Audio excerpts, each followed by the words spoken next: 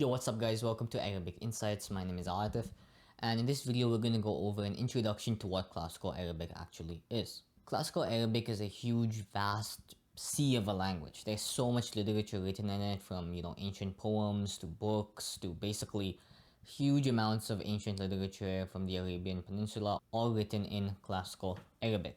Most of all, the text of the Quran from Allah Himself is written in ancient Arabic, giving us a huge motivation to actually learning it. Classical Arabic is also known as Quranic Arabic, and the Quran is basically the standard for this language, right? We go back to the Quran to understand different aspects of classical Arabic. Classical Arabic is very key for gaining knowledge, as the Quran and all other Islamic sciences basically all unite to this one language. You'll find scholars that are from, other areas of the Eastern world, learning Arabic and mastering Arabic to study knowledge, right? This is basically a fundamental that you need if you actually want to start reading tafsir, if you actually want to start, gaining knowledge in any science, whether it's hadith, whether it's tafsir, Quran, seerah, fiqh, akhlaq, whatever it is, to read books and to read these, great ancient works, you need to know this. Classical Arabic is the standard language that's been used from the 7th century to the Middle Ages and used in different eras and caliphates and things like that.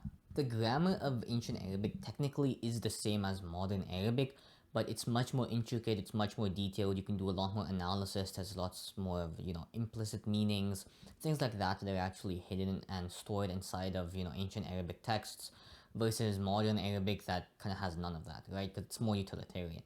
So think about, for example, English, right? Our spoken English when we're talking to someone to order something, or talking to our parents or something like that, is technically the same language as like Shakespeare or some beautiful poetry, written in the past. But in reality, the language we use in our daily lives just to get around and ask people for stuff and stuff like that is basically nothing like that language, right? You can't really do any intricate analysis, you can't sit and ponder and think about this. It's just like something we use to get a message across.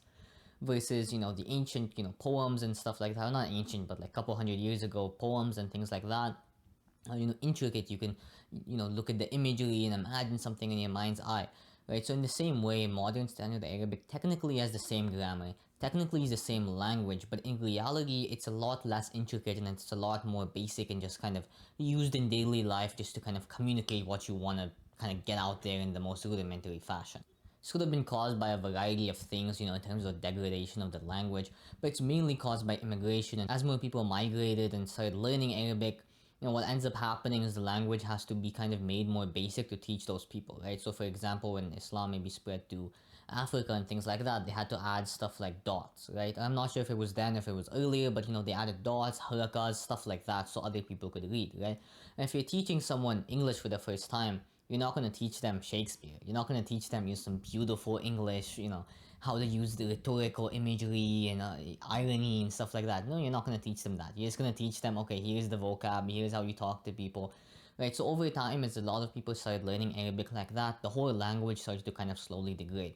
Same type of stuff has happened to English, right? Well, now it's actually degraded to the point where it's actually cool to talk in broken English. It's cool to talk in English that's not actually grammatically correct technically. The vocabulary is kind of on the same type of thing, right? The vocabulary is, much wider, it's much more intricate. To understand, the vocabulary of the Quran, the vocabulary of ancient Arabic, you really need to understand the etymologies of the words and where the words actually come from and how they were originally used, right? A lot of people who speak modern Arabic, they might have to, look up some words when they're listening to the Quran because there's some words they don't know and things like that, right?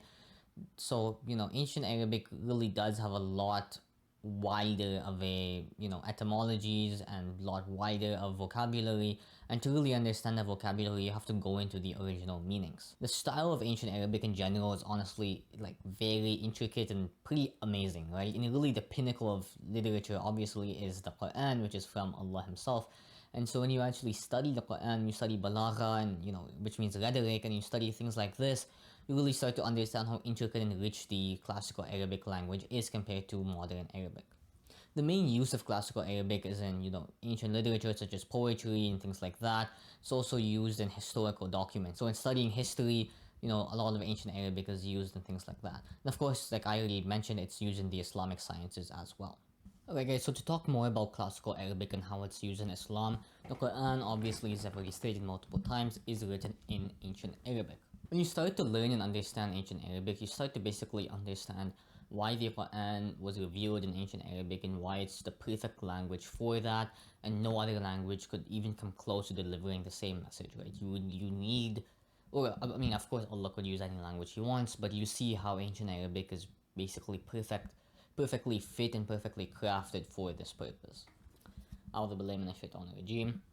إنا جعلناه قرآنا عربيا لعلكم تعقلون. Similar things like this come up all over the Quran, where Allah saying, certainly we were the ones who made it an Arabic Quran so that you all might ta'qilun, which is kind of difficult to translate, but so you all may understand, but also so you all may use your minds, right, to understand, to reason, to think, to ponder, to extract meanings, right? All of that is in ta'qilun.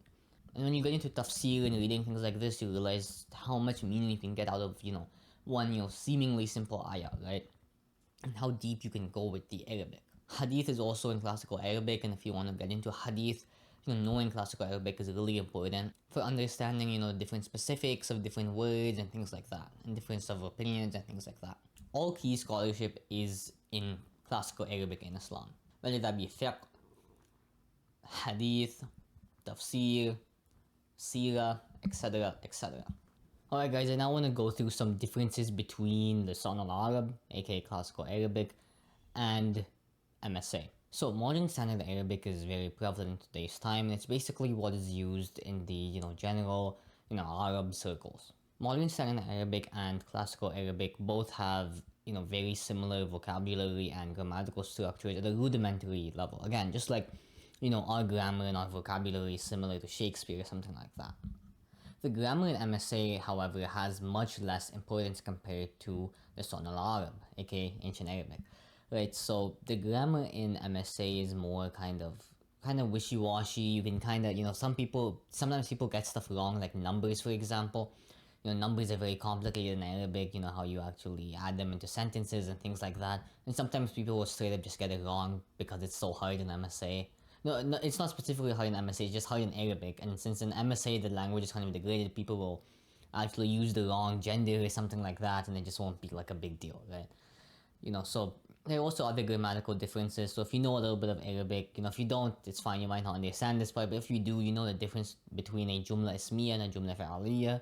And within basically Lisan al-Arab, jumla fi'aliyya is the default, versus within MSA, jumla ismiya is the default, right? So for example, in Lisan al-Arab, if you want to say, I went to my house, I would say, dhahabtu ila bayti, right? But then in MSA, usually people would actually say ana dhahabtu ila bayti, right? So the extra ana is kind of mirroring English and how we say I went to my house, right? You had the I in the beginning, even though technically dhahabd already has I in it, right? You don't need to say the ana. People add that in, and so jumla ismiya became the default that people usually use, when it actually makes more sense to use jumla fi'aliyya just because of the English influence into the Arabic language, right? It could be because of other things too, but that's what makes sense to me.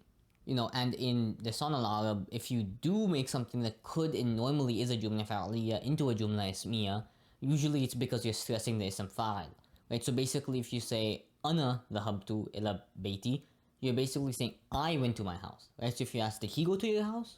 And then I'm like, no, ana dhahabtu ila bayti, right? Versus just dhahabtu ila bayti. But you're saying ana basically 2 times, stressing it's about you specifically, right? So those are, kind of like the grammatical differences and how there's more rhetoric in, Lisan al-Arab. So modern standard Arabic is used for everything from, media to entertainment to education, etc. Whereas the Lisan al-Arab is mainly just used for kind of everyday talking, but also, great literature and poems and things like that, right? And of course the Quran, of course. So today, MSA is used in, all sorts of general communication. If you read an Arab newspaper, it's going to be there, Al Jazeera, whatever, stuff like that. You're going to see MSA because it's basically the type of Arabic, someone in Bahrain could understand, someone in Kuwait could understand, someone in Saudi could understand. Everybody can understand that universally. So that's what's used, from the government and things like that. Alright guys, I now want to give you guys some motivation and tell you guys why you should learn classical Arabic. So firstly, studying classical Arabic unlock so much Quran, and it also unlocks seeking knowledge, because you simply cannot seek knowledge without knowing Arabic, basically, right? Because to be able to read books, like to literally be able to read books, interact with people, etc., you need to know Arabic. So if you want to be a talib al-ilm, if you want to be someone who researches the Quran, you need to know Arabic, classical Arabic, right? That's a requirement. It's a basic fundamental, right? Without that, you can't even begin to gain knowledge. Ancient Arabic poetry and literature is also possible to study when you know Arabic, right? So you can study these, ancient poems and stuff like that. They're also pretty interesting and pretty cool, right?